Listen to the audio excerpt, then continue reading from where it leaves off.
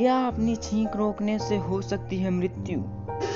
क्या आपका जोर छींकना फ्रैक्चर कर सकता है आपका रिब? डोंट वरी, मैं आपको बताता हूँ। हाँ, अगर आप अपनी छींक को रोकेंगे तो आपके गले और सर का खून संचार रुक सकता है और जिससे आपकी मृत्यु तक हो सकती है।